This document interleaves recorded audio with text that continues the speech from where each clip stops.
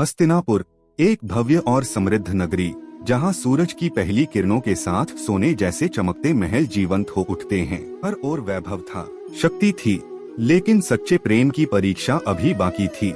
राजा दुर्योधन अपने राज दरबार में गर्व से बैठा था। उसके आदेश पर 56 भोग सजाए जा रहे थे, सोने के बर्तनों में, शाही अंदाज में। लेकिन इस वैभव के पीछे छुपा था उसका अहंकार। तभी भगवान श्री कृष्ण हस्तिनापुर में प्रवेश करते हैं। उनके चारों ओर दिव्य आभा है, चेहरे पर शांत मुस्कान, और लोग श्रद्धा से झुकते जा रहे हैं।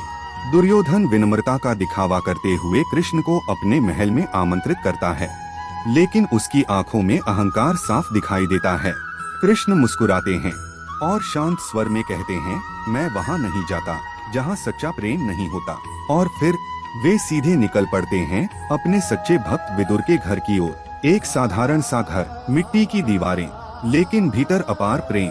कृष्ण को अपने द्वार पर देखकर विदुर की आंखें भर आती हैं। अंदर विदुरानी भगवान को देखकर भाव विभोर हो जाती हैं। वे जल्दी जल्दी केले लाती हैं, लेकिन भक्ति में इतनी डूब जाती हैं कि उन्हें कुछ होश नहीं रहता। वे केले छीलती हैं और अनजाने में छिलके ही कृष्ण को देने लगती हैं। और देखिए चमत्कार, कृष्ण उन छिलकों को भी प्रेम से स्वीकार करते हैं, जैसे वह अमृत हो। विदुर आते हैं और यह दृश्य देखकर चौंक जाते हैं। विदुरानी को अपनी भूल का एहसास होता है। वे शर्म से सिर झुका लेती हैं, आंखों में आंसू भर आते हैं। लेकिन कृष्ण प्रेम से मुस्कुराते हैं और कहते हैं, मुझे ये छिलके नहीं, तुम्हारा प्रेम सबसे मधुर है।